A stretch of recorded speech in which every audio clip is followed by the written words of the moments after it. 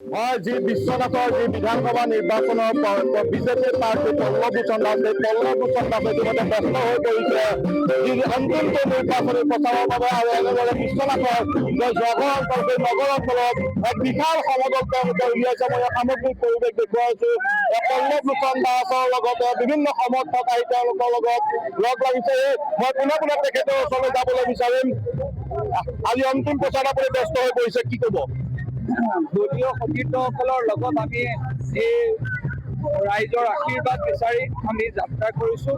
আমাৰ বিশ্বনাথ চাৰিআলি টাউনৰ মাজেদি আমি ৰাইজৰ পৰা আশীৰ্বাদ বিচাৰিছোঁ যাতে 9 এপ্ৰিলৰ তাৰিখে ৰাইজে আমাক আশীৰ্বাদ কৰে আৰু যাতে বিশ্বনাথৰ যি উন্নয়ন, সেই উন্নয়ন কৰিবলৈ সেৱা কৰিবলৈ আমাক যাতে সুযোগ দিয়ে।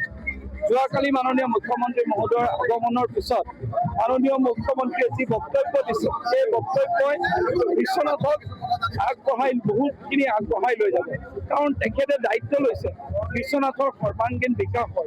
সেইকাৰণে আমি বিচাৰিছোঁ যে আমাক ৰাইজে যদি আশীৰ্বাদ কৰে, মাননীয় মুখ্যমন্ত্ৰী ডাঙৰীয়াক যদি আকৌ ৰাইজে যদি দায়িত্ব দিয়ে, নিশ্চিতভাৱে আমি বিশ্বনাথৰ সৰ্বাংগীন বিকাশ আৰু উন্নয়ন কৰিব। আজি অন্তিম প্ৰচাৰ, ইমান দিন প্ৰচাৰ কৰি ৰাইজৰ সঁহাৰি কেনেকুৱা পাইছে?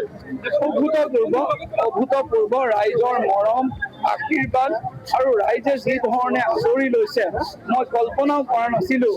নিৰ্বাচনী যোনদিনা প্ৰথম মনোনয়ন পত্ৰ দাখিল কৰা দিনৰ পৰা আজি পৰ্যন্ত ৰাইজৰ যি মুকুণ্ঠ মৰম আৰু আশীৰ্বাদ পাইছোঁ, ই জীৱনৰ এক সাৰ্থকতা বুলি মই অনুভৱ কৰিছোঁ। এই নিৰ্বাচনত যেনে নতুন অভিজ্ঞতা পাবলৈ সক্ষম হৈছোঁ। এয়া আছিলে পল্লৱভূষণ দাসৰ বিশাল সমদল অন্তিম প্ৰচাৰৰ বাবে ব্যস্ত হৈ পৰিছে। মই সামগ্ৰিক পৰিৱেশ দেখুৱাই আছো। হাতে হাতে